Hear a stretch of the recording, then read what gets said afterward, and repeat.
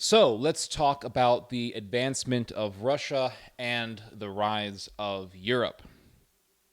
Russia has made significant advances, not just since the beginning days of this particular war, but really even in the civil war that broke out in Donbass beginning in 2014, because it was in that conflict that Russia backed separatists, pro Russia fighters, took control, for the most part, of Donbass, and they carved out two self-proclaimed republics: the People's Republic of Luhansk and the People's Republic of Donetsk.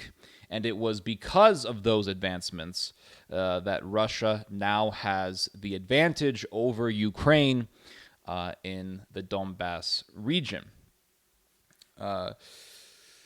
In the beginning of this war, the Russians managed to take the city of Kherson. Recently, the Russians took the town of Popasna.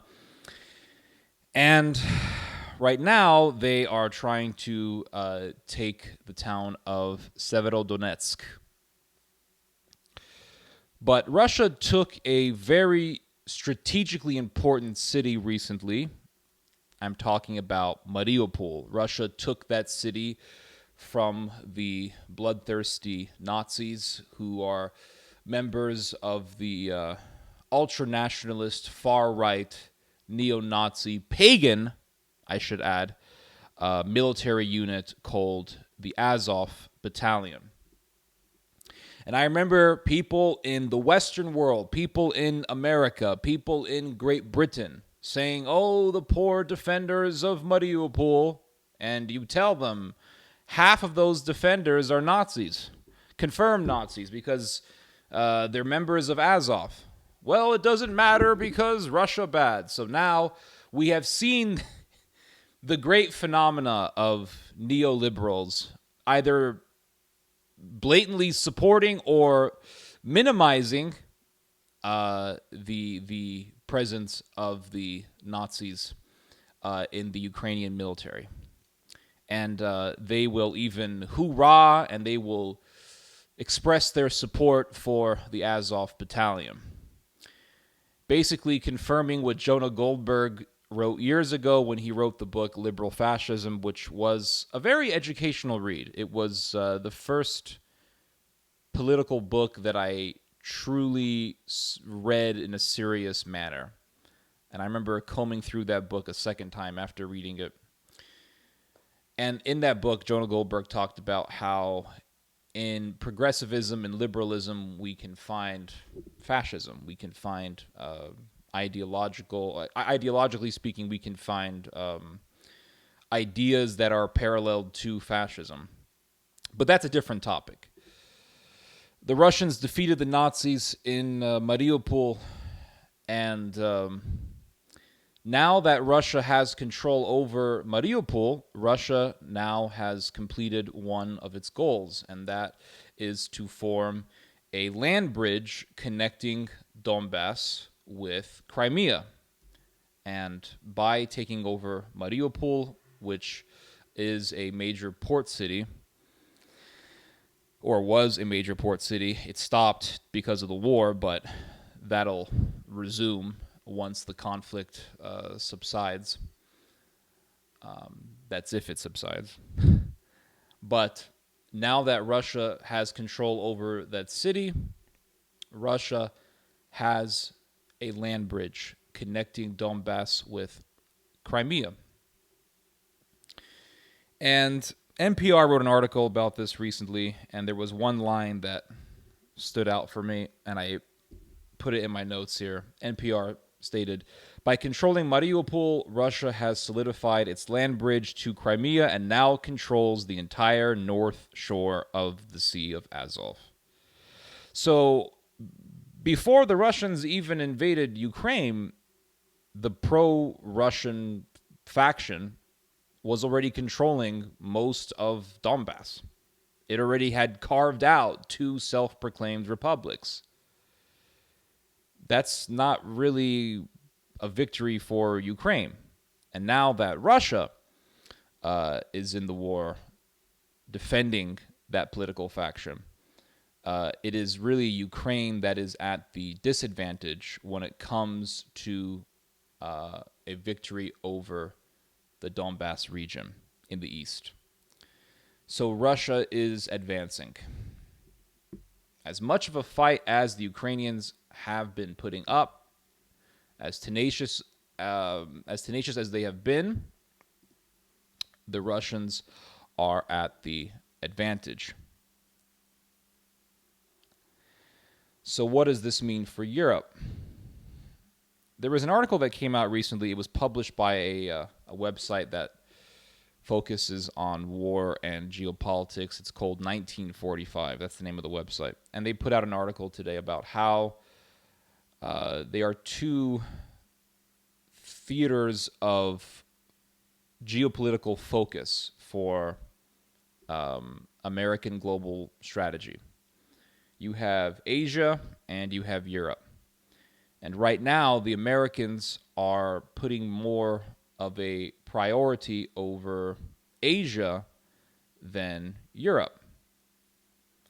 And so that leaves the Americans at telling the Europeans that they need to fortify themselves, that they need to strengthen and establish their own security force, their own security apparatus. So with the rise of Russia, with the advancement of Russia, we will be seeing the rise of Europe as a counter against a rising Russia. Today I was reading a little bit about nationalism in the Baltic states, specifically Estonia, although I will be reading about Latvia soon as well, because I am currently working on an article on nationalism in the Baltic states, Estonia, Latvia, and Lithuania. And if you look at the Nazis during the Second World War in the Baltic states, you will find that there was an extremely high rate of recruitment in those countries. In fact, if you look at Latvia, for example, during the Second World War, Latvia had over 1 million people for its population. And out of that number of people, over 87,000 men joined the SS. That's like going to the city of San Antonio and finding 87,000 Nazis.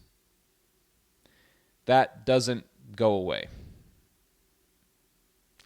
And so nationalism in these countries is very strong. And I was looking at Estonian nationalism, and I read a little bit about a political party in Estonia called the Conservative People's Party of Estonia. It's the third largest party in that country's parliament.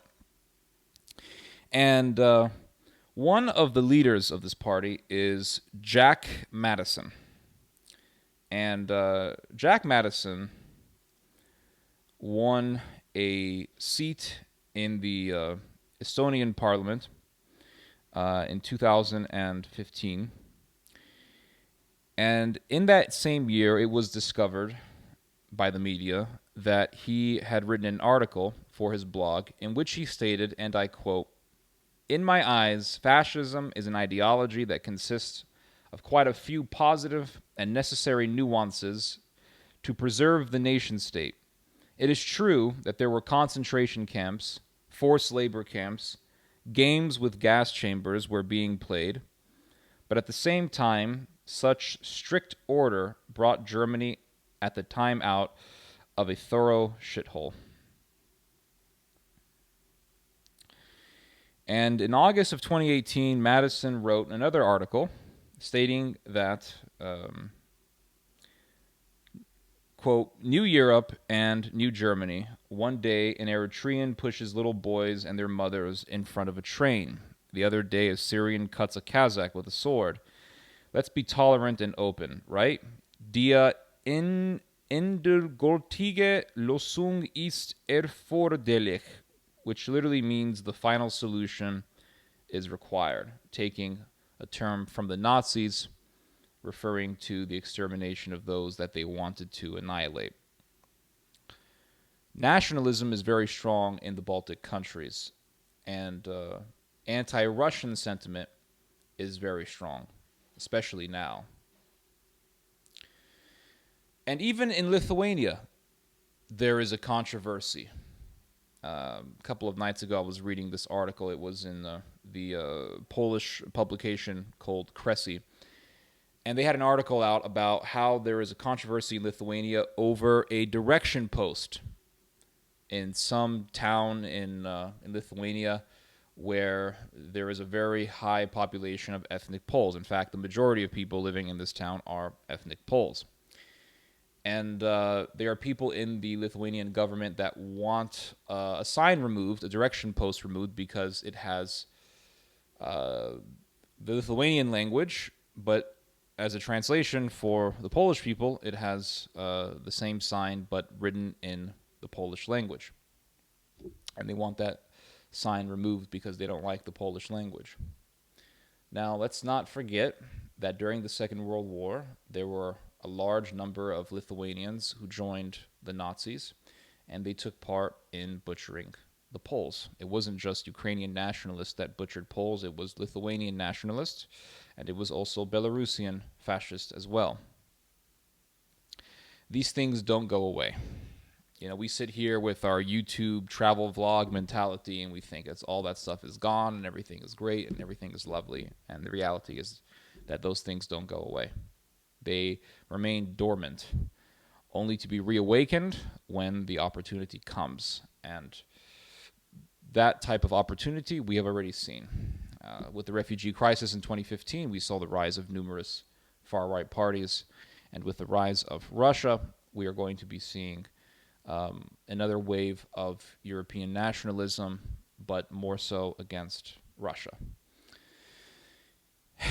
And with America putting more of a priority on Asia, specifically Taiwan, and putting a priority against China in favor of Japan, the Americans are now going to be relying more and more on the Europeans to rebuild their own security, which would mean the revival of German power, because that is the economic powerhouse of that bloc.